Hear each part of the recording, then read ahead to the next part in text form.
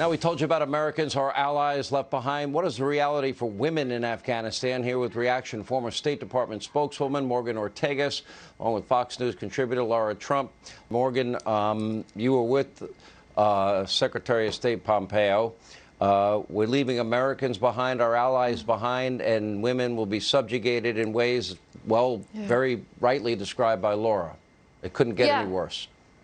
I could not agree with you more, Sean. And let me tell you, I've been in the room with Secretary Pompeo whenever you've got on the wrong side of him in a negotiation, and it is not pleasant for the other party. But that's the kind of leadership that we need. That's the type of tone and attitude that we should be taking with the Taliban right now, and not begging them and cajoling them in order to get our citizens out of the country. And that is the fundamental difference that this administration does not understand, whether it's negotiating with the Taliban or negotiating with the Iranians over the JCPOA or dealing with the Chinese Communist Party. They don't understand negotiating from a position of strength.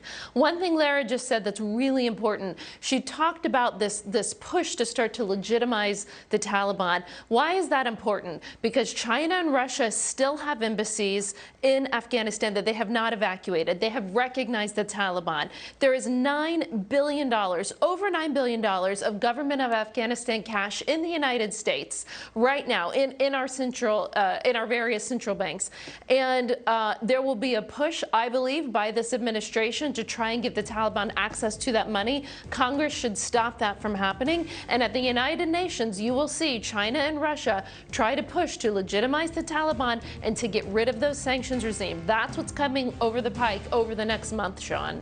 Yeah, and by the way, the Chinese were already lectured America, if you can believe it, after COVID, on human rights at the Biden administration, not Mike Pompeo.